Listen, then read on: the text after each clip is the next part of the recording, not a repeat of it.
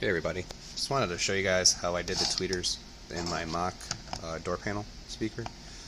This is an aftermarket JL tweeter. It's a 1-inch, so I just basically was able to take the stock tweeter and just gut it, and then I use it to put it back in the same location. So what I kind of did was just reuse a lot of stuff. This here, it's just a piece of plastic I use. It's actually a wheel liner that I grabbed from the junkyard. Just cut a little ring out to match the back. It's the only trick here. Let me pause this for a second.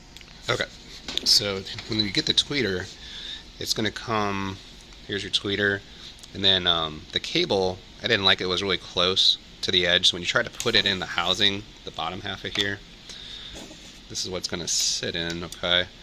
It kind of was rubbing, so I just drilled out a hole and made the wires fit cleaner. So that way when it snaps together, it just pushes down, and see, it's just nice and clean in here now.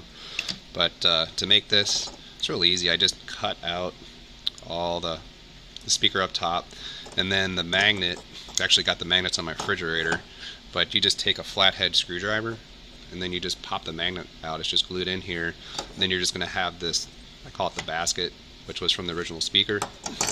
So you take your bottom half out of this, and then you're going to have from here, there's already screw holes, and these are the screws I used.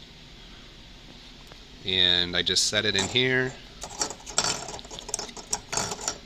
put your screws in here, line it up with the bottom, screw it in, and that's what you're going to have in the end. And the nuts and the bolts are all in that. I picked that up at Walmart. There's the number.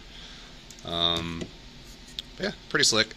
So all you got to do is put your speaker back in, run your wires to the side, and that's it. And then that just looks really nice to reuse. I got it all set up here with the terminals. Just tap right into the OEM stuff. Just OEM looks nice and clean. But there you go, kind of get the point.